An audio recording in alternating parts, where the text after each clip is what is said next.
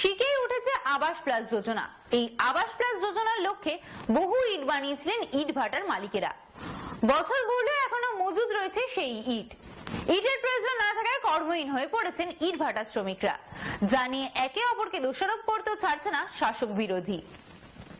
পশ্চিম মেদিনীপুর জেলায় বর্তমানে 102টি ভাটা চলতি বছরে বন্ধ হয়েছে বলে দাবি ইট ভাটা মালিক সংগঠনের। জানা যায় আবাস প্লাস যোজনার লক্ষ্যে কোটি কোটি ইট বানিয়েছিলেন ভাটা মালিকেরা। বছর ঘুরলেও সেই ইট মজুদ রয়েছে এখনো। এর ফলে নতুন ইট তৈরির ঝুঁকি নিচ্ছে না ভাটার মালিকেরা। তার ফলে কর্মহীন হয়ে পড়েছেন হাজার হাজার শ্রমিক। জানা যায় সাধারণত নভেম্বর মাস থেকে ইট তৈরির মরশুম শুরু হয়ে যায়। ইট ভাটা মালিক সংগঠন সূত্রে খবর, রাজ্য জুড়ে প্রায় 90% ভাটার ইট তৈরির উদ্যোগ নেওয়া হয়নি এখনো। পশ্চিম মেদিনীপুরের ঝাড়গ্রামে প্রায় 700টিরও বেশি ইট ভাটা রয়েছে। চলতি বছরের গোড়ায় আবাস প্লাস যোজনায় জেলা প্রশাসনের নির্দেশ মেনে মেদিনীপুর জেলায় প্রায় 2 লক্ষ বাড়ি তৈরির জন্য প্রায় 62 কোটি ইট তৈরি করেছিল ভাটা মালিকেরা। এমনই দাবি West Bengal brick field honours অ্যাসোসিয়েশনের। আর আবাস যোজনার বাড়ি না হওয়ায় এবছর শেষ হতে চললেও এখনো মজুদ রয়েছে ইট। আর এই ইট মজুদ থাকার কারণে ভাটা মালিকদের টাকাও আটকে রয়েছে। তাই ভাটায় এবছর জ্বলবে না আগুন, যার জেরে কর্মহীন হাজার হাজার শ্রমিক। জানা যায় একটি ভাটাতে কম করে 2 থেকে 3 শ্রমিক বিভিন্ন কাজে যুক্ত থাকতেন।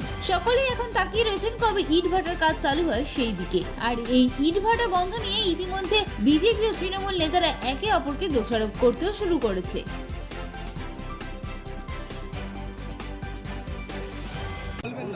শুধু আবাস যোজনার বাড়ি যেমন হচ্ছে না, সেরকম ভাবে কেন্দ্রীয় সরকার বাংলাকে সার্বিকভাবে বাংলার অর্থনৈতিক অবরোধ করার জন্যে বাংলার অনেক ক্ষেত্রেই এই বিল্ডিং হওয়া বা কনস্ট্রাকশন হওয়া আটকে রয়েছে। এটা তো সত্যি সমস্যার কথা, কিন্তু সেই সমস্যা শুনবে কে? কারণ যদি ইট শিল্পের সঙ্গে যুক্ত যারা ইট ভাটার মালিক, তাদের সমবেতভাবে গিয়ে কালো পতাকা নিয়ে আর তাদের বাড়ির বউদের ঝাঁটা নিয়ে শুভেন্দু অধিকারীর মিটিংয়ে ঝাঁটা দেখাতে হবে এবং ওই কালো পতাকা দেখাতে হবে যে তোমাদের জন্যে আমার বাড়ির লোকরা খেতে পাচ্ছে না। এরকমভাবে প্রতিবাদের সময় এসে গেছে। আপনাদের ভাটা এবছর চলবে? না নাও চলতে পারে। কেন? এই নেই, চাহিদা নেই, ইটের কোনো মানে বিক্রি বাট্টা নেই, সরকারি কাজকর্ম কিছু নেই, তাই বিক্রি বাট্টা নেই বলে এখন মানে আগের ইটই পড়ে আছে? আগে ইট পড়ে আছে, গত বছর ইট পড়েই আছে। তো এখানে তো অনেক অনেক কর্মী কাজ করতো। হ্যাঁ, অনেকক্ষণ কাজ করতো। তারা তাহলে কোথায়? তারা আউটসাইডে চলে গেছে, যে যার কাজে খুঁজে চলে গেছে। মানে কাজ তাহলে হারিয়েছে, মানে হ্যাঁ, এই কাজ হারিয়ে সমস্যায় আছেন খুব এটা নিয়ে? সমস্যা তো নিশ্চয়ই, অনেক কাজ করতো না। কি চাইছেন আপনারা? চাইছেন সরকারি কাজকর্ম হলে, সরকারি কোনো কাজকর্ম হলে তাহলে ইটের চাহিদা থাকলেই তবে প্রোডাকশন শুরু হবে, নাহলে এখন এই বছর বন্ধ থাকতেও পারে। তাহলে এই টাইম অনেক লোক কাজ করতো। এখন এই বেচাকেনা খুবই মন্দা, এই জন্যে আমাদের এখন কী বলে শুরু করতে পারছি না। মানে কাজ কি এখন তো ভরা সিজন থাকতো, সেক্ষেত্রে কাজ কি হচ্ছে? কাজ হচ্ছে না, কারণ ডিলে হচ্ছে। মাল না বেচাকেনা হলে আমরা কি প্রোডাকশন করে কি করব? আর প্রোডাকশন করতে অর্থনৈতিক অবস্থাও খারাপ, সেই জন্য প্রোডাকশন করতে পারছি না। মাল আর এই যে গাড়ি ঘোড়া সব বন্ধ হয়ে পড়ে আছে প্রায়।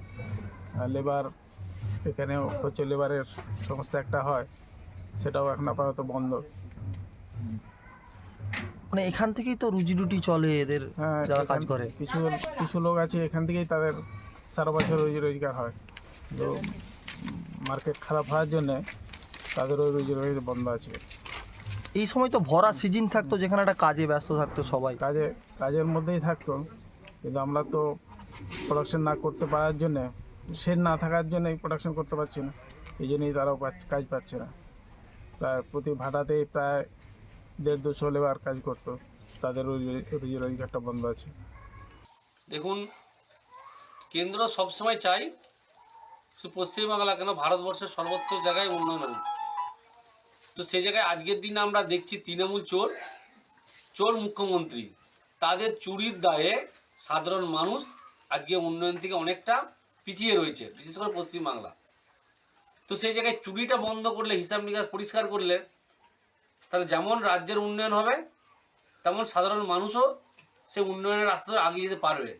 আজকে আপনারা বলুন তো, এই তৃণমূল সরকার 3টে টার্মে হয়ে গেল, 3বারের মুখ্যমন্ত্রী মমতা বন্দ্যোপাধ্যায়, চোর মমতা বন্দ্যোপাধ্যায় হয়ে গেল। রাজ্যে কত শিল্প হয়েছে? হয়নি। যে সমস্ত মানুষ শিল্পের জন্য এগিয়ে এসেছিল তাদেরকে বাড়ি চলে যেতে হয়েছে। তো সেই জায়গায় আবাস যোজনা, জব কার্ড, এমনকি রেশনের চাল, সমস্ত দিক থেকে বুড়ি দুর্নীতি করেছে, চুরি করেছে। সেই টাকাকে আত্মসাৎ করে তৃণমূলের নেতা নেত্রী কোটিপতি হয়েছে, বিশেষ করে পিসি আর ভাইপো। তো এরা যদি চুরিটা বন্ধ করে হিসাব নিকাশ ক্লিয়ার করে দেয় তাহলে কাজটা আরও দ্রুত হয়। আবারও বলছি, সেজন্য আমরা বলছি যে সমস্ত শিল্প, বিশেষ করে যে ইটভাটার মালিক যারা রয়েছেন, ইট শিল্প, তাদের পাশে বিজেপি আগেও ছিল, এখনও আছে, আগামী দিনও থাকবে। তবে এই চুরির দায়ে, এই চুরির জন্য যারা দায়ী তাদের উপযুক্ত শাস্তি দিয়ে এই পশ্চিমবাংলার উন্নয়নকে আগিয়ে নিয়ে যাওয়া যায়, তার জন্য কেন্দ্র সরকার ব্যবস্থা করছে। হয়তো আর একটু সময় লাগবে, তবে আশা করি এটা ক্লিয়ার হয়ে যাবে।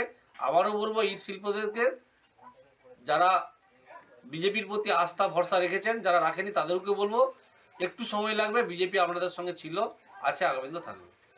ইনভার্টারের পরিস্থিতি আমাদের খুবই খারাপ। অ্যাকচুয়ালি 2015-তে 15-র পর থেকে আমাদের ব্যবসাটা ক্রমশ নিম্নমুখী হয়ে যাচ্ছিল। বাজারে আমাদের যে উৎপাদন হয় তার থেকে চাহিদা অনেক কম থাকতো, যার ফলেই আমরা, তারপরে কোভিড এসেছে, অর্থনীতি পড়ে গেছে, নির্মাণ কাজের পরিমাণ কমে গেছে। তা আমরা চেয়েছিলাম যে ধীরে ধীরে প্রোডাকশানটা কমিয়ে যাব, ব্যবসাটাকে ধরে রাখতে হবে, কারণ আমাদের ব্যবসাটা সিজনাল।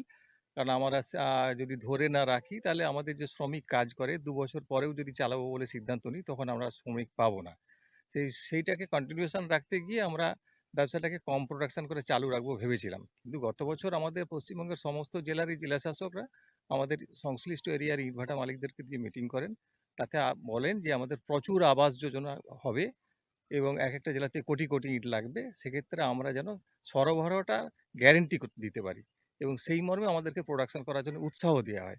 তো আমরা সেই উৎসাহে উদ্বুদ্ধ হয়ে আমরা অনেক বেশি ইনভেস্ট করে, অনেক টাকা এক্সট্রা রেট দিয়ে আমরা প্রোডাকশন করেছিলাম। তারপরে আবাস যোজনা হয়নি, যার ফলে কোটি কোটি ইট প্রত্যেক ভাটাতে পড়ে আছে। যার ফলে এই বছর যে শুরু করব, সেটা শুরু করাটা আমরা ক্যাপিটাল পাচ্ছি না। কিছু কিছু ভাটাওয়ালা উৎপাদন থেকেও আরও অনেক কম খরচে ইট বিক্রি করে চেষ্টা করছে এবছর ব্যবসাটাকে রানিং করতে।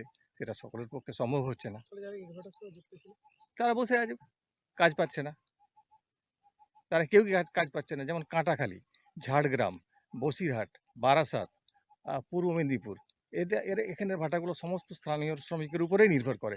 তারা কেউ কাজ পাচ্ছে না, বসে আছে চুপ করে। মুর্শিদাবাদ, কেউ কাজ পাচ্ছে না।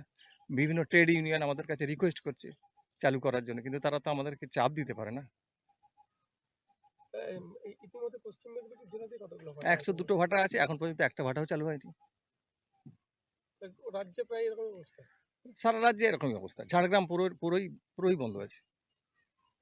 আগে যে আপনারা প্রোডাকশন করেছিলেন সেই মালটা বিক্রি হয়নি? না, সে মাল বিক্রি হয়নি, কারণ বাজারে চাহিদা নেই।